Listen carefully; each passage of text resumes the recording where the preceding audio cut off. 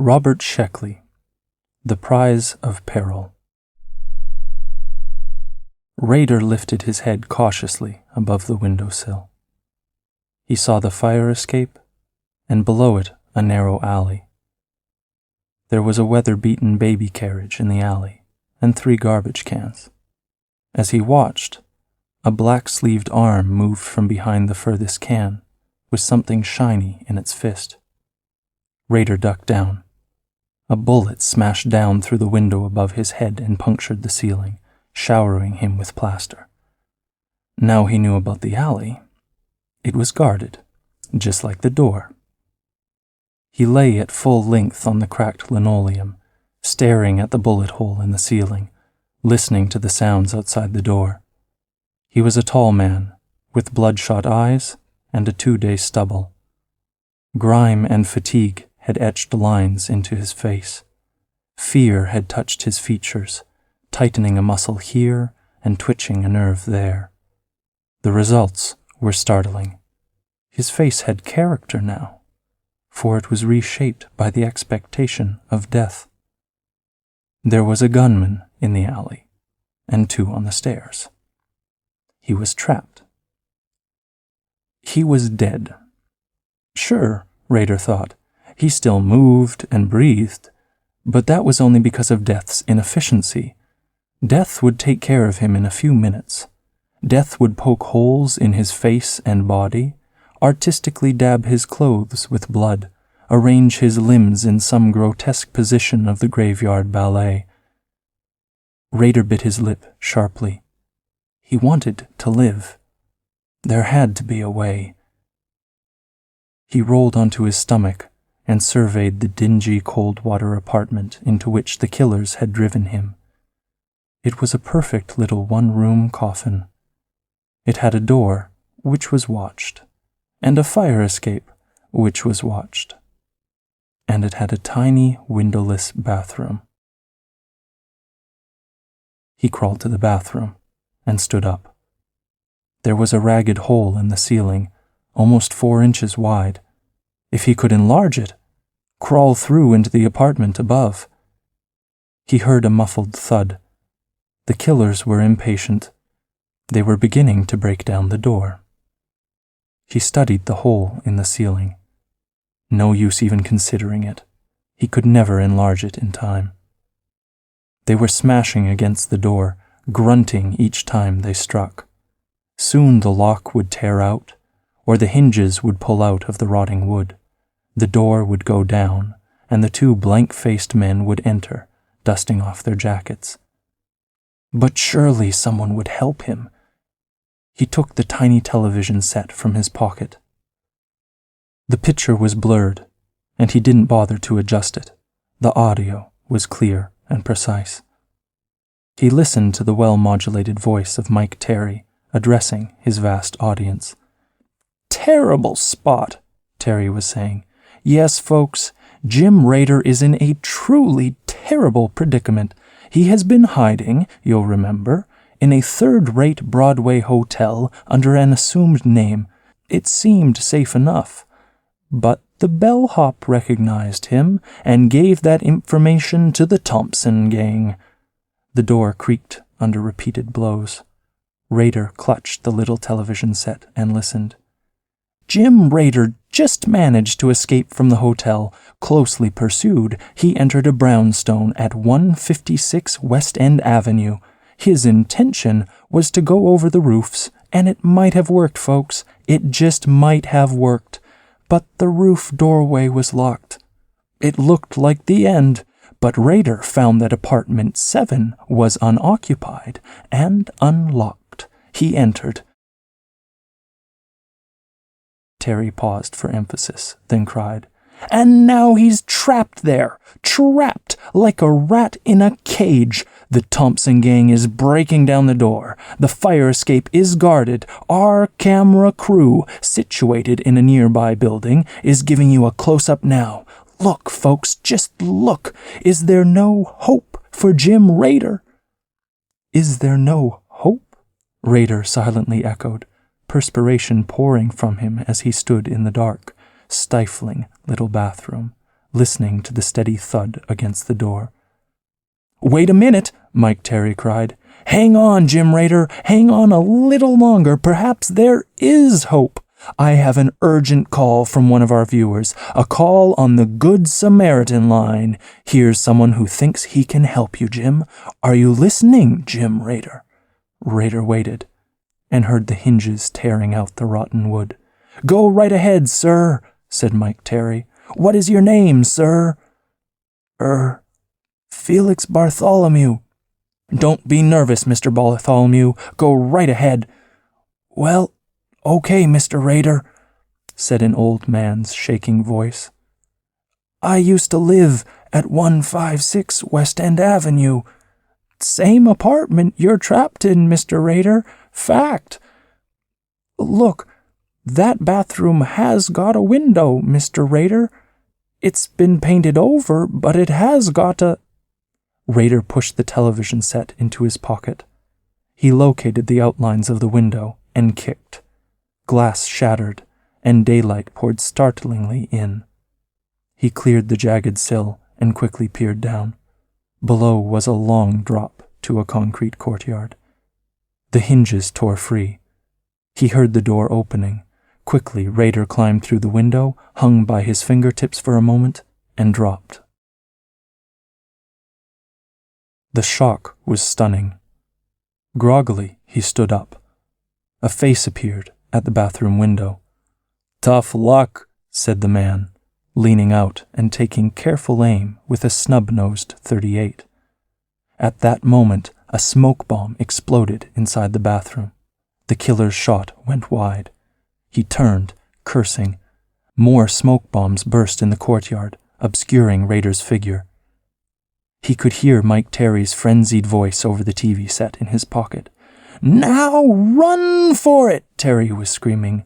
"Run, Jim Rader! Run for your life! Run now, while the killer's eyes are filled with smoke, and thank Good Samaritan Sarah Winters of 3412 Edgar Street, Brockton, Massachusetts, for donating 5 smoke bombs and employing the services of a man to throw them."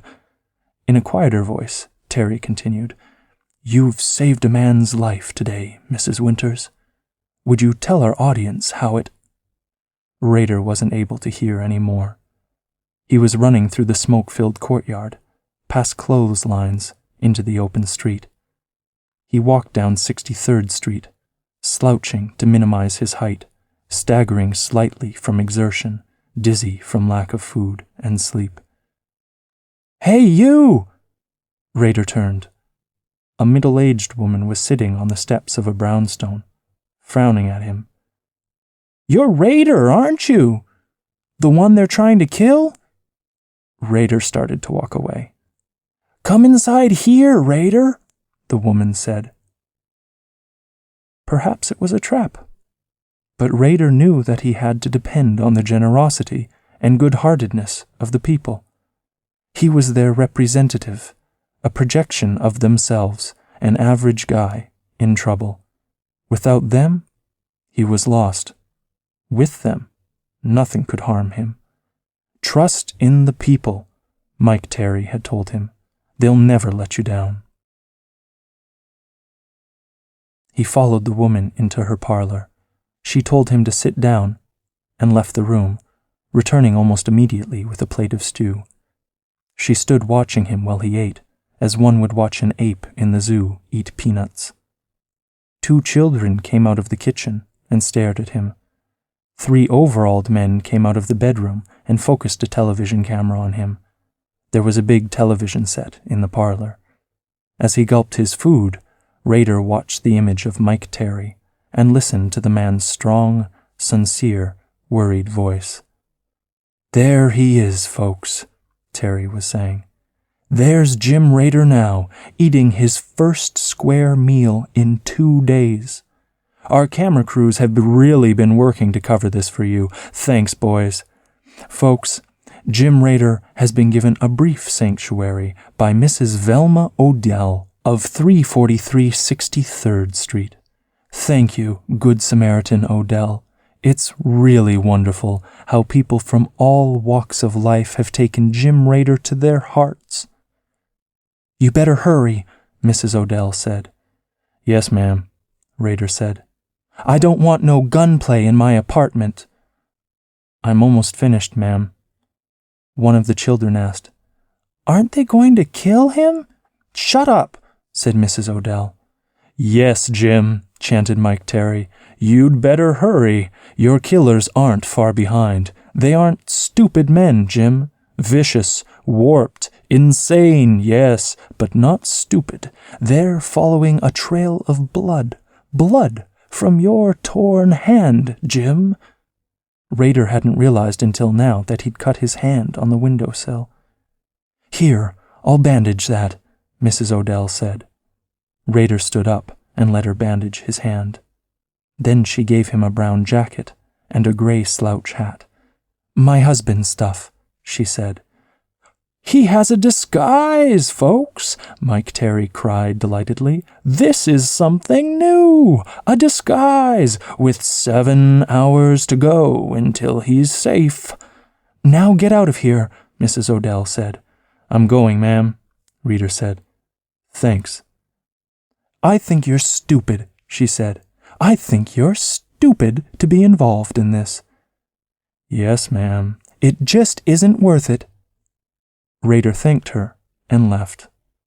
He walked to Broadway, caught a subway to 59th Street, then an uptown local to 86th. There, he bought a newspaper and changed for the Manhasset Through Express. He glanced at his watch. He had 6.5 hours to go. The subway roared under Manhattan. Rader dozed, his bandaged hand concealed under the newspaper, the hat pulled over his face. Had he been recognized yet? Had he shaken the Thompson gang? Or was someone telephoning them now? Dreamily, he wondered if he had escaped death. Or was he still a cleverly animated corpse, moving around because of death's inefficiency? My dear, death is so laggard these days. Jim Rader walked about for hours after he died and actually answered people's questions before he could be decently buried. Rader's eyes snapped open. He had dreamed something. Unpleasant. He couldn't remember what.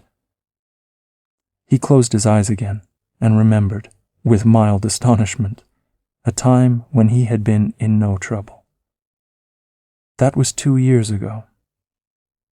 He had been a big, pleasant young man, working as a truck driver's helper. He had no talents. He was too modest to have dreams.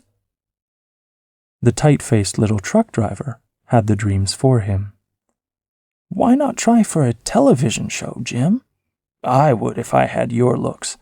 They like nice, average guys with nothing much on the ball. As contestants. Everybody likes guys like that. Why not look into it?"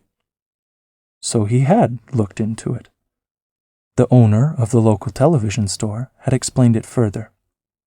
"You see, Jim, the public is sick of highly trained athletes with their trick reflexes and their professional courage. Who can feel for guys like that? Who can identify? People want to watch exciting things, sure, but not when some joker is making it his business for $50,000 a year. That's why organized sports are in a slump. That's why the thrill shows are booming." "I see," said Rader. 6 years ago, Jim, Congress passed the Voluntary Suicide Act. Those old senators talked a lot about free will and self-determinism at the time, but that's all crap. You know what the act really means? It means the amateurs can risk their lives for the big loot, not just professionals. In the old days, you had to be a professional boxer or footballer or hockey player if you wanted your brains beaten out legally for money. But now that opportunity is open to ordinary people like you, Jim." "I see," Rader said again.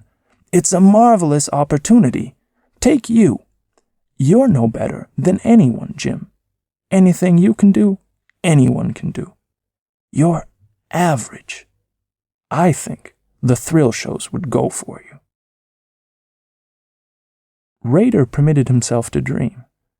Television shows looked like a sure road to riches for a pleasant young fellow with no particular talent or training. He wrote a letter to a show called Hazard and enclosed a photograph of himself. Hazard was interested in him. The JBC network investigated and found that he was average enough to satisfy the wariest viewer. His parentage and affiliations were checked. At last he was summoned to New York and interviewed by Mr. Mullion. Mullion was dark and intense, and chewed gum as he talked. "You'll do," he snapped. "But not for Hazard. You'll appear on Spills. It's a half-hour daytime show on Channel 3. "Gee," said Rader. "Don't thank me. There's $1,000 if you win or place second, and a consolation prize of $100 if you lose. But that's not important." "No, sir." "Spills is a little show. The JBC network uses it as a testing ground. First and second place winners on Spills move on to Emergency. The prizes are much bigger on Emergency." "I know they are, sir." "And if you do well on Emergency, there are the first-class thrill shows, like Hazard and Underwater Perils, with their nationwide coverage and enormous prizes. And then comes the really big time. How far you go is up to you." "I'll do my best, sir," Rader said. Mullion stopped chewing gum for a moment and said, almost reverently, "You can do it, Jim. Just remember, you're the people, and the people can do anything." The way he said it made Rader feel momentarily sorry for Mr. Mullion, who was dark and frizzy-haired and pop-eyed, and was obviously not the people. They shook hands. Then Rader signed a paper absolving the JBC of all responsibility should he lose his life, limbs, or reason during the contest. And he signed another paper exercising his rights under the Voluntary Suicide Act. The law required this, and it was a mere formality. In 3 weeks, he appeared on Spills. The program followed the classic form of the automobile race. Untrained drivers climbed into powerful American and European competition cars and raced over a murderous 20-mile course. Rader was shaking with fear as he slid his big Maserati into the wrong gear and took off. The race was a screaming, tire-burning nightmare. Rader stayed back, letting the early leaders smash themselves up on the counterbanked hairpin turns. He crept into third place when a Jaguar in front of him swerved against an Alfa Romeo, and the two cars roared into a plowed field. Rader gunned for second place on the last 3 miles, but he couldn't find passing room. An S-curve almost took him, but he fought the car back on the road, still holding third. Then the lead driver broke a crankshaft in the final 50 yards, and Jim ended in second place. He was now $1,000 ahead. He received 4 fan letters, and a lady in Oshkosh sent him a pair of Argyles. He was invited to appear on Emergency. Unlike the others, Emergency was not a competition-type program. It stressed individual initiative. For the show, Rader was knocked out with a non-habit-forming narcotic. He awoke in the cockpit of a small airplane, cruising on autopilot at 10,000 feet. His fuel gauge showed nearly empty. He had no parachute. He was supposed to land the plane. Of course, he had never flown before. He experimented gingerly with the controls, remembering that last week's participant had recovered consciousness in a submarine, had opened the wrong valve, and had drowned. Thousands of viewers watched spellbound as this average man, a man just like themselves, struggled with the situation just as they would do. Jim Rader was them. anything he could do, they could do. He was a representative of the people. Raider managed to bring the ship down in some semblance of a landing. He flipped over a few times, but his seatbelt held, and the engine, contrary to expectation, did not burst into flames. He staggered out with 2 broken ribs, $3,000, and a chance, when he healed, to appear on Torero. At last, a first-class thrill show. Torero paid $10,000. All you had to do was kill a black Miura bull with a sword, just like a real trained matador. The fight was held in Madrid, since bullfighting was still illegal in the United States. It was nationally televised. Raider had a good quadrilla. They liked the big, slow-moving American. The picadors really leaned into their lances, trying to slow the bull for him. The banderilleros tried to run the beast off his feet before driving in their banderillas, and the second matador, a mournful man from Algeciras, almost broke the bull's neck with fancy capework. But when all was said and done, it was Jim Raider on the sand, a red muleta, clumsily gripped in his left hand, a sword in his right, facing a ton of black, blood-streaked, wide-horned bull. Someone was shouting, "Try for the lung, hombre! Don't be a hero! Stick him in the lung!" But Jim only knew what the technical advisor in New York had told him: aim with the sword and go in over the horns. Over he went. The sword bounced off bone, and the bull tossed him over its back. He stood up, miraculously ungouged, took another sword, and went over the horns again with his eyes closed. The God who protects children and fools must have been watching, for the sword slid like a needle through butter, and the bull looked startled, stared at him unbelievingly, and dropped like a deflated balloon. They paid him $10,000, and his broken collarbone healed in practically no time. He received 23 fan letters, including a passionate invitation from a girl in Atlantic City, which he ignored, and they asked him if he wanted to appear on another show. He had lost some of his innocence. He was now fully aware that he had been almost killed for pocket money. The big loot lay ahead. Now he wanted to be almost killed for something worthwhile. So he appeared on Underwater Perils, sponsored by Fair Lady's Soap. In face mask, respirator, weighted belt, flippers, and knife, he slipped into the warm waters of the Caribbean with 4 other contestants, followed by a cage-protected camera crew. The idea was to locate and bring up a treasure which the sponsor had hidden there. Mask diving isn't especially hazardous, but the sponsor had added some frills for public interest. The area was sown with giant clams, moray eels, sharks of several species, giant octopuses, poison coral, and other dangers of the deep. It was a stirring contest. A man from Florida found the treasure in a deep crevice, but a moray eel found him. Another diver took the treasure, and a shark took him.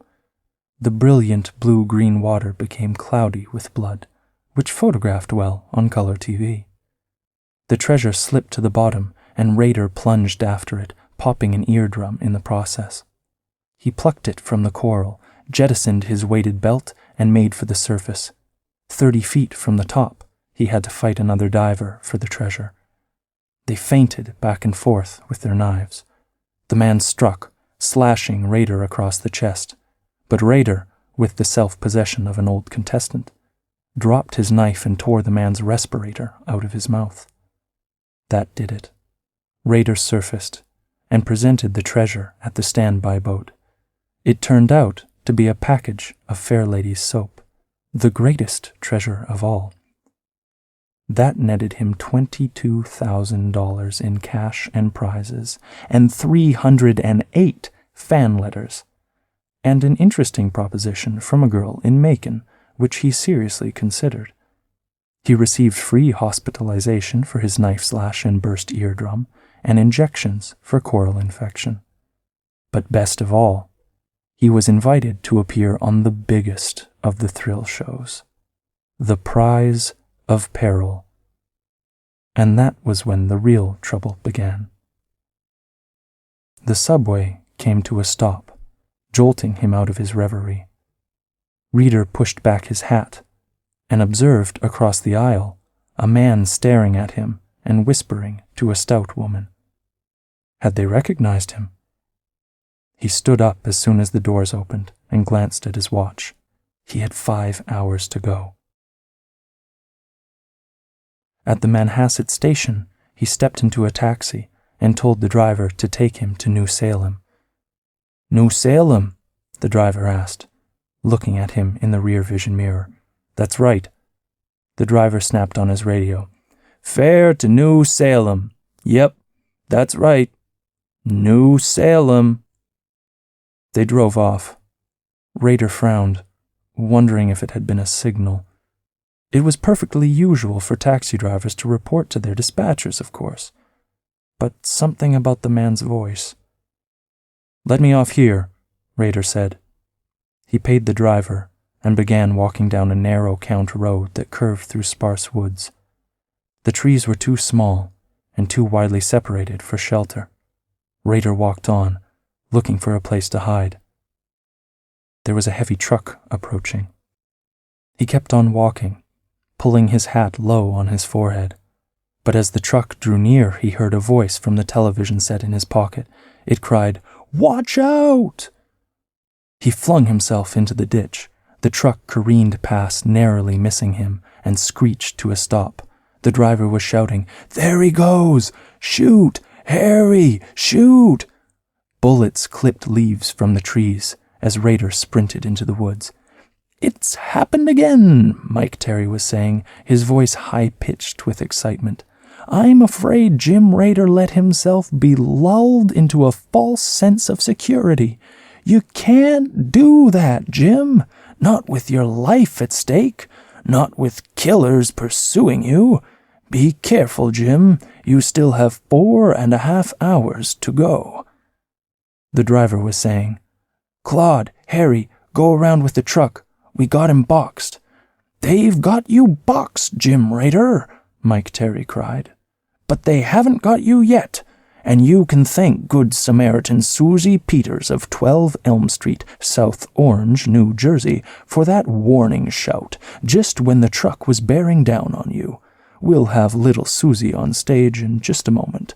Look, folks, our studio helicopter has arrived on the scene. Now you can see Jim Rader running and the killers pursuing, surrounding him." Rader ran through 100 yards of woods and found himself on a concrete highway with open woods beyond. One of the killers was trotting through the woods behind him. The truck had driven to a connecting road and was now a mile away, coming toward him. A car was approaching from the other direction. Rader ran into the highway, waving frantically. The car came to a stop. "Hurry!" cried the blonde young woman driving it. Rader dove in. The woman made a U-turn on the highway. A bullet smashed through the windscreen. She stamped on the accelerator, almost running down the lone killer who stood in the way. The car surged away before the truck was within firing range. Rader leaned back and shut his eyes tightly. The woman concentrated on her driving, watching for the truck in her rear vision mirror. "It's happened again!" cried Mike Terry, his voice ecstatic. "Jim Rader has been plucked again from the jaws of death, thanks to Good Samaritan Janice Morrow of 433 Lexington Avenue, New York City. Did you ever see anything like it, folks? The way Miss Morrow drove through a fusillade of bullets and plucked Jim Rader from the mouth of doom. Later, we'll interview Miss Morrow and get her reactions. Now, while Jim Rader speeds away, perhaps to safety, perhaps to further peril, we'll have a short announcement from our sponsor. Don't go away. Jim's got 4 hours and 10 minutes until he's safe. anything can happen. Okay, the girl said. We're off the air now. Raider, what in the hell is the matter with you? Eh? Raider asked. The girl was in her early 20s. She looked efficient, attractive, untouchable. Raider noticed that she had good features, a trim figure, and he noticed that she seemed angry. Miss, he said, I don't know how to thank you for. Talk straight, Janice Morrow said. I'm no good Samaritan. I'm employed by the JBC network. So the program had me rescued? Cleverly reasoned, she said. But why? Look, this is an expensive show, Raider. We have to turn in a good performance. If our rating slips, we'll all be in the street selling candy apples, and you aren't cooperating. What? Why? Because you're terrible, the girl said bitterly. You're a flop, a fiasco. Are you trying to commit suicide? Haven't you learned anything about survival? I'm doing the best I can. The Thompsons could have had you a dozen times by now. We told them to take it easy, stretch it out. But it's like shooting a clay pigeon 6 feet tall. The Thompsons are cooperating, but they can only fake so far. If I hadn't come along, they'd have had to kill you, airtime or not. Raider stared at her, wondering how such a pretty girl could talk that way. She glanced at him, then quickly looked back to the road. Don't give me that look, she said.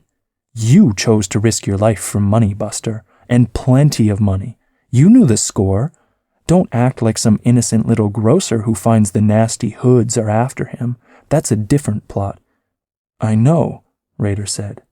If you can't live well, at least try to die well. You don't mean that, Raider said. Don't be too sure. You've got 3 hours and 40 minutes until the end of the show. If you can stay alive, fine, the boodle's yours. But if you can't, at least try to give them a run for the money. Raider nodded, staring intently at her. In a few moments, we're back on the air. I develop engine trouble, let you off. The Thompsons go all out now. They kill you when and if they can, as soon as they can. Understand? Yes, Raider said. If I make it, can I see you sometime? She bit her lip angrily. Are you trying to kid me? No. I'd like to see you again. May I? She looked at him curiously. I don't know. No, forget it. We're almost on. I think your best bet is the woods to the right. Ready? Yes. Where can I get in touch with you? Afterward, I mean. Oh, Raider. You aren't paying attention. Go through the woods until you find a washed-out ravine. It isn't much, but it'll give you some cover. Where can I get in touch with you? Raider asked again. I'm in the Manhattan telephone book. She stopped the car. Okay, Raider, start running. He opened the door. Wait! She leaned over and kissed him on the lips.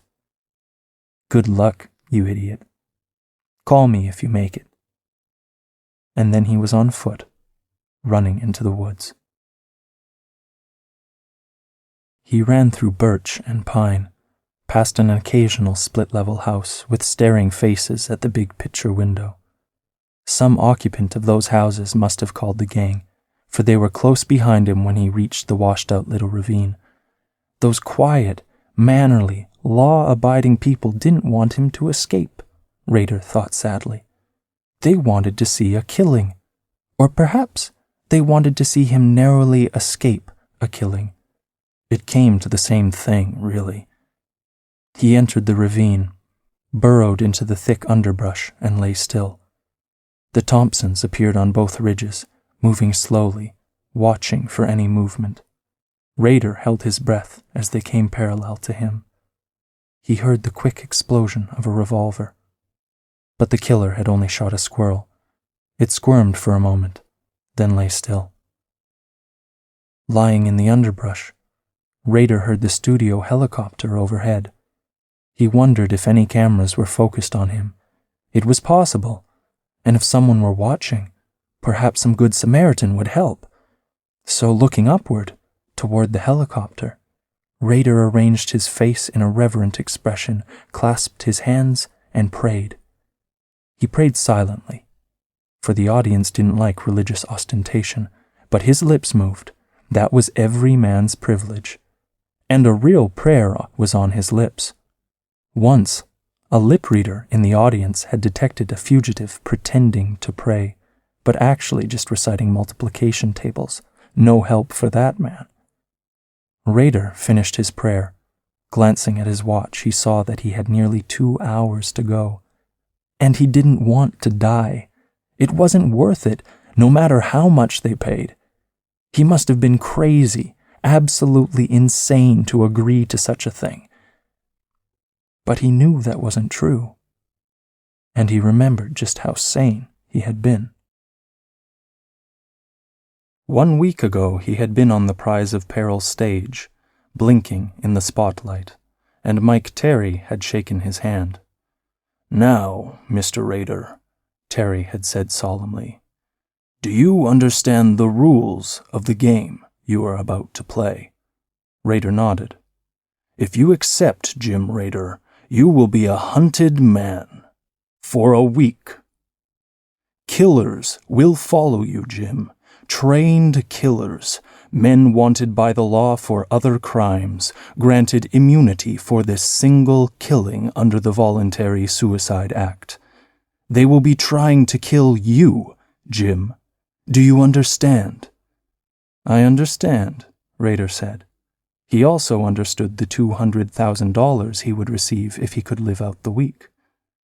"I ask you, Jim Rader, we force no man to play for stakes of death." "I want to play," Rader said. Mike Terry turned to the audience.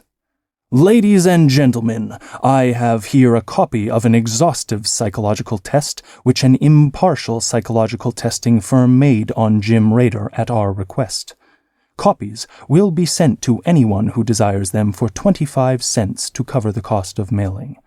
The test shows that Jim Rader is sane, well-balanced, and fully responsible in every way." He turned to Rader. "Do you still want to enter the contest, Jim?" "Yes, I do."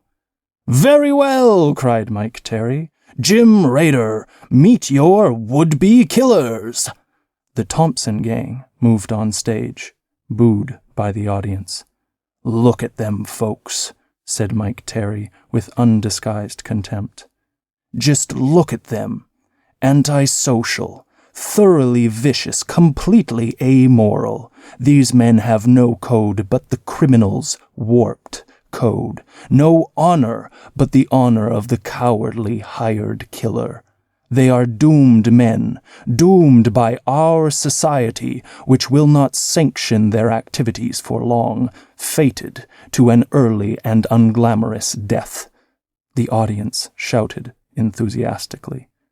"What have you to say, Claude Thompson?" Terry asked. Claude, the spokesman of the Thompsons, stepped up to the microphone. He was a thin, clean-shaven man, conservatively dressed. "I figure," Claude Thompson said hoarsely, "I figure we're no worse than anybody. I mean, like soldiers in a war. They kill. And look at the graft in the government and the unions. Everybody's got their graft." That was Thompson's tenuous code. But how quickly, with what precision Mike Terry destroyed the killer's rationalizations. Terry's questions pierced straight to the filthy soul of the man. At the end of the interview, Claude Thompson was perspiring, mopping his face with a silk handkerchief and casting quick glances at his men. Mike Terry put a hand on Rader's shoulder. "Here is the man who has agreed to become your victim, if you can catch him." "We'll catch him," Thompson said, his confidence returning. "Don't be too sure," said Terry. "Jim Rader has fought wild bulls. Now he battles jackals. He's an average man. He's the people, who mean ultimate doom to you and your kind. We'll get him, Thompson said. And one thing more, Terry said, very softly. Jim Rader does not stand alone. The folks of America are for him. Good Samaritans from all corners of our great nation stand ready to assist him. Unarmed, defenseless, Jim Rader can count on the aid and good-heartedness of the people whose representative he is. So don't be too sure, Cloud Thompson. The average men are for Jim Rader, and there are a lot of average men. Rader thought about it, lying motionless in the underbrush. Yes, the people had helped him, but they had helped the killers, too. A tremor ran through him. He had chosen, he reminded himself. He alone was responsible. The psychological test had proven that. And yet, how responsible were the psychologists who had given him the test? How responsible was Mike Terry for offering a poor man so much money? Society had woven the noose and put it around his neck, and he was hanging himself with it and calling it free will. Whose fault? Aha! Someone cried. Rader looked up and saw a portly man standing near him. The man wore a loud tweed jacket. He had binoculars around his neck and a cane in his hand. Mister, Rader whispered, please don't tell. Hi! Shouted the portly man, pointing at Rader with his cane. Here he is! A madman, thought Rader. The damned fool must think he's playing hare and hounds. Right over here! The man screamed. Cursing, Rader sprang to his feet and began running. He came out of the ravine and saw a white building in the distance. He turned toward it. Behind him, he could still hear the man. That way! Over there! Look, you fools, can't you see him yet? The killers were shooting again. Rader ran, stumbling over uneven ground, past 3 children playing in a treehouse. Here he is! The children screamed. Here he is! Rader groaned and ran on. He reached the steps of the building and saw that it was a church. As he opened the door, a bullet struck him behind the right kneecap. He fell and crawled inside the church. The television set in his pocket was saying, What a finish, folks! What a finish! Rader's been hit! He's been hit, folks! He's crawling now. He's in pain, but he hasn't given up. Not Jim Rader. Rader lay in the aisle near the altar. He could hear a child's eager voice saying, He went in there, Mr. Thompson. Hurry! You can still catch him. Wasn't a church considered a sanctuary? Rader wondered. Then the door was flung open, and Rader realized that the custom was no longer observed. He gathered himself together and crawled past the altar, out the back door of the church. He was in an old graveyard. He crawled past crosses and stars, past slabs of marble and granite, past stone tombs and rude wooden markers. A bullet exploded on a tombstone near his head, showering him with fragments.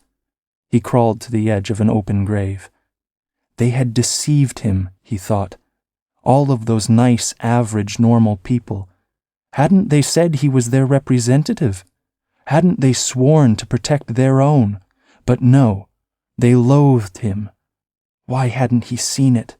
Their hero was the cold, blank-eyed gunman, Thompson, Capone, Billy the Kid, young Lochinvar, El Cid, Cuchulainn, the man without human hopes or fears.